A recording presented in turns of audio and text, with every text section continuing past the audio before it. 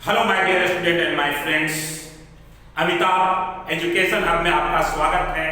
और हम लोगों ने रेलवे एनटीपीसी के बारे में पिछले वीडियो में चर्चा की थी, सिलेबस के बारे में। और हम लोग बोले भी थे कि जो सिलेबस है उस सिलेबस के अकॉर्डिंग हम लोग स्टडी स्टार्ट कर देंगे।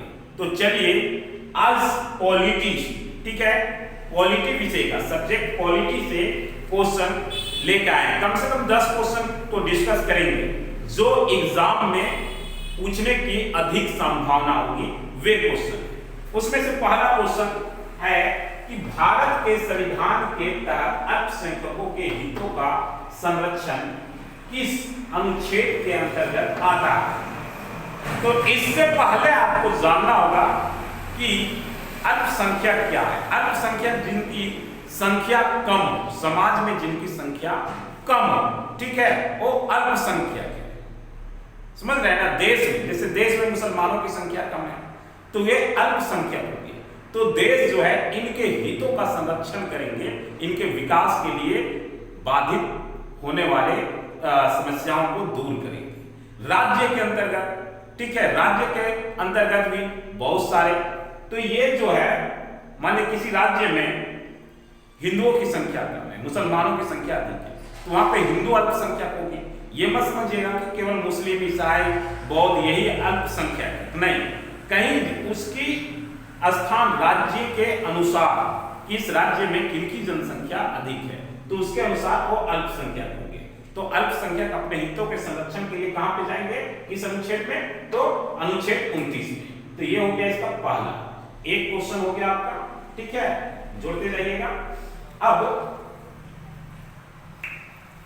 भारत के संविधान के तहत अपराधों के दोष सिद्धि के संबंध में संरक्षण किस अनुच्छेद के अंतर्गत आता है। दोष सिद्धि के संरक्षण के लिए, ठीक है, किस अनुच्छेद में चर्चा किया गया है। तो अनुच्छेद 20, अनुच्छेद 20 दोष सिद्धि क्या है ये समझिए, ठीक है। अपराधों के लिए दोष सिद्धि के संबंध में ये क्या है इसे समझिए। दोष सिद्धि के संबंध में मतलब कि एक व्यक्ति, मैं अपराधी हूं, ठीक है ना, तो अपराधी हूं तो किसी, मैंने एक क्राइम किया तो इस क्राइम के लिए मुझे सजा हो सकती है। ऐसा नहीं कि मैंने क्राइम नहीं किया और पुलिस वाला पकड़ के जबरदस्ती ले जाए और हमको जबरदस्ती बाधित करे, हमको पीटे और बोले कि जुर्म जो है, ये गुनाह जो है वो क्या कर लेना है, कबूल कर लेना है। या पुलिस वाला ऐसा करे कि किसी को जबरदस्ती गवाह बना दे कि इसके खिलाफ तुमको गवाह देना है। तो ये सारे चीज जब आपके साथ पुलिस जो है ऐसे व्यवहार करेंगे तो आप कहां जाएंगे, न्यायालय जाइएगा। किस अनुच्छेद के तहत, अनुच्छेद 20 के तहत। वहां पे आप जाइएगा कि मैंने गुनाह नहीं किया है साहब, ठीक है, मैंने गुनाह नहीं किया है, मुझे जबरदस्ती इस क्राइम के लिए गुनहगार ठहराया जा रहा है। आपको मौका दिया जाएगा अपना बेगुनाही साबित करने के लिए। फिर एक ही गुनाह के लिए जो है 2 सजा नहीं हो सकती है, ठीक है। मैंने मर्डर किया है तो 2 बार फांसी नहीं, एक ही बार में तुम खत्म हो जाएगा, 2 बार क्यों फांसी लगेगा। तो एक गुनाह के लिए एक ही सजा है, ऐसा नहीं कि एक गुनाह के लिए 2 सजाएं हो सकती है, ठीक है। तो अनुच्छेद 20, इससे भी एक क्वेश्चन आ गया। क्वेश्चन 2 हो गया, क्या हो गया कि भारत के संविधान के तहत, ठीक है, दोष सिद्धि के संबंध में संरक्षण किस अनुच्छेद के अंतर्गत आता है। तो अनुच्छेद 20, 2 क्वेश्चन हो गया, ठीक है। इसको मिटा देना नहीं तो आपको कंफ्यूज हो जाइएगा, ठीक है। ये 2 क्वेश्चन हो गया। अब यहां पे है अनुच्छेद 16, ठीक है। अब अनुच्छेद 16 क्या है, भारत के संविधान के तहत, ठीक है, सार्वजनिक रोजगार के संबंध में किस अनुच्छेद के अंतर्गत आता है। सार्वजनिक रोजगार, भारतीय संविधान जो है और सार्वजनिक रोजगार यानी किसी भी राज्य, ठीक है, किसी भी राज्य या देश में जब सरकारी जॉब की बात हो तो वहां पे ये नहीं देखा जाएगा कि वो किस जाति का है, किस धर्म का है या किस लिंग, ये सब बिल्कुल नहीं देखा जाएगा। वहां पे सबके लिए वो रोजगार खुला हुआ है। ऐसा कभी मान लीजिए कभी रेलवे एनटीपीसी की बहाली आया तो इसमें लिखा गया है कि मुसलमान जो है इसमें फॉर्म अप्लाई नहीं कर सकते हैं, सिख नहीं कर सकते हैं, हिंदू नहीं कर सकते हैं, ऐसा कुछ इसमें नियम लाया गया है। इस कास्ट के लोग नहीं कर सकते हैं, उस कास्ट के लोग नहीं कर सकते हैं, ऐसा कुछ इसमें नियम लाया गया है? नहीं लाया गया है, क्योंकि वो सार्वजनिक के जो नौकरियां है जो देश के द्वारा और हमारी सरकार के द्वारा नागरिकों को दी जाती है, उसमें सभी नागरिकों का अधिकार है, किसी एक के नहीं। तो सार्वजनिक रोजगार के मामलों में समानता के लिए किस अनुच्छेद के अंतर्गत आता है? तो अनुच्छेद 16। अनुच्छेद 16 के अंतर्गत आता है, जहां पे सार्वजनिक रोजगार में सभी को समान अधिकार प्राप्त है। ठीक है, अब आप में से कोई सोच रहे होंगे दिमाग में, ठीक है ना, 3 क्वेश्चन हो चुका है, ये तो नहीं सोच रहे हैं कि किसी को उसमें रिजर्वेशन दिया जाता है, ठीक है, SC ST OBC, ठीक है, तो आप सोच रहे होंगे कि उन लोग को तो रिजर्वेशन के मतलब क्या हुआ? समानता है, वहां पे जॉब सब भर सकते हैं, उसको कुछ छूट दिया जा रहा है थोड़ा बहुत, ताकि वो भी हमारे पास आ सके। कमजोर जैसे कि वो पिछड़े, मतलब हम इसके बारे में डिस्कस करेंगे, लेकिन फिलहाल नहीं, बस फिलहाल इतना जान लीजिए कि कुछ लोगों को ऊपर आने के लिए कुछ सुविधाएं दी गई है, छूट दी गई है, ताकि वो भी आगे आ सके। चलिए क्वेश्चन नंबर 4 डिस्कस करते हैं। बोलता है भारत के संविधान में धर्म, जाति, लिंग, नस्ल और जन्म स्थान के आधार पर भेदभाव नहीं किया जा सकता है, किस अनुच्छेद के अंतर्गत आता है? ठीक है, तो अनुच्छेद 15। अनुच्छेद 15 बोलता है जाति, धर्म, लिंग, जाति, धर्म, लिंग, नस्ल, समझ रहे हैं ना, और जन्म स्थान के आधार पे किसी भी व्यक्ति से आप भेदभाव नहीं कर सकते। तो ये अधिकार जो है आपको अनुच्छेद 15 देता है। ठीक है, ये क्वेश्चन हो गया आपके 4 क्वेश्चन हो गए। अब यहां पे देखिए, संघ सूची, राज्य सूची और संवर्ती सूची भारतीय संविधान की किस अनुसूची में शामिल है? ठीक है, ये पूछा जा रहा है कि संघ सूची, राज्य सूची और संवर्ती सूची भारतीय संविधान की किस अनुसूची में शामिल है? तो ये जो है आपका 7वीं अनुसूची में शामिल है। ये कहां पे है? 7वीं। ये आंसर हो गया। और यही क्वेश्चन को फिर पूछ सकता है, संघ सूची, राज्य सूची और संवर्ती सूची भारतीय संविधान की किस अनुच्छेद में वर्णित है? किस अनुच्छेद, आर्टिकल की बात आ गया तो 246। ठीक है, आर्टिकल 246 में क्या है?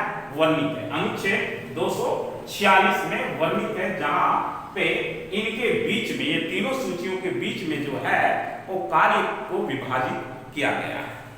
ठीक है, तो ये क्वेश्चन नंबर 5 हो गया और ये क्वेश्चन नंबर 6 हो गया।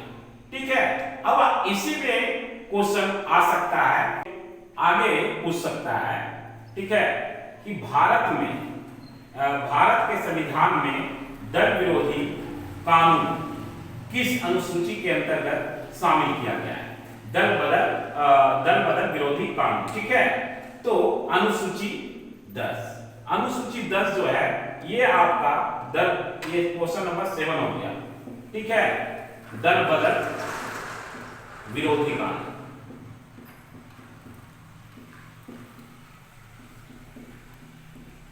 ये जो है ये आपका 52 संशोधन, ठीक है, 52 संशोधन 1985 में शामिल किया गया है। ठीक है, ये भी क्वेश्चन आपको पूछ सकता है कि दल बदल विरोधी कानून भारतीय संविधान में कब लाया गया? तो 1985 में लाया गया, 52 संशोधन के तहत। ठीक है, तो ये क्वेश्चन हो गया आपका 8। ठीक है, अब आगे का क्वेश्चन आपका नगर निगम से रिलेटेड कानून कब लाया गया? ठीक है, संबंध नगर निगम के संबंध में जो कानून है वो किस अनुसूची के अंतर्गत आता है? तो नगर निगम से संबंधित कानून 12वीं सूची के अंतर्गत आता है। क्वेश्चन नंबर 9 हो गया। किस सूची के अंतर्गत आता है? 12वीं सूची के अंतर्गत। ठीक है। और इसे जो ये भी क्वेश्चन पूछ सकता है कि नगर निगम से संबंधित कानून को कब लाया गया? तो ये आपका आया 1992 में। ठीक है, 1992 में ये आपका 75वें संशोधन के तहत लाया गया। ठीक है, 75 संशोधन के तहत जो है नगर निगम कानून को लाया गया। तो ये क्वेश्चन 10 हो गया। और ये क्वेश्चन नंबर ये है आपका कि भारतीय संविधान में 22 आधिकारिक भाषाओं को किस सूची के अंतर्गत शामिल किया गया है? 22 आधिकारिक भाषाओं को किस सूची के अंतर्गत शामिल किया गया है? तो 8वीं सूची के अंतर्गत शामिल किया गया है। कितने भाषाएं? तो 22। ठीक है, तो ये क्वेश्चन नंबर हो गया आपका 11। ठीक है, 11 क्वेश्चन हो गया। आगे देखिए, संघ सूची के अंतर्गत कितने विषय को शामिल किया गया? ठीक है, संघ सूची के अंतर्गत कितने विषय को शामिल किया गया है? ये क्वेश्चन पूछ सकता है कि संघ सूची के अंतर्गत कितने विषय को शामिल किया गया है? तो 97 विषय। कितने? 97। ये क्वेश्चन नंबर हो गया आपका 12। फिर पूछ सकता है कि राज्य सूची के अंतर्गत कितने विषय को शामिल किया गया? तो 61। ठीक है, कितना? 61। फिर आपको पूछ सकता है, क्वेश्चन नंबर हो गया 30। फिर पूछ सकता है कि समवर्ती सूची के अंतर्गत कितने विषय को शामिल किया गया है? तो 52। तो ये आपका जो क्वेश्चन नंबर हो गया 40। ठीक है, आप आगे एक और क्वेश्चन, भारत के संविधान में भारतीय संविधान के किस भाग को मैग्ना कार्टा कहा जाता है? ठीक है, भारतीय संविधान के किस भाग को मैग्ना कार्टा कहा जाता है? तो भाग 3। कितना? भाग 3 को क्या कहा जाता है? Magna carta. Question number 50। हमने टोटल 15 क्वेश्चन डिस्कस किए। यकीन मानिए इसमें से आपको एक क्वेश्चन एग्जाम में पक्का आने वाला है, आप दिमाग में बैठा लीजिएगा। ये सारे क्वेश्चन हैं वेरी वेरी इंपॉर्टेंट क्वेश्चन मैं आपके सामने लेकर आया। तो अगर आपको वीडियो अच्छा लगे तो कमेंट, लाइक, शेयर जरूर कीजिएगा। तब तक के लिए आप हमें इजाजत दीजिए। जय हिंद, जय भारत।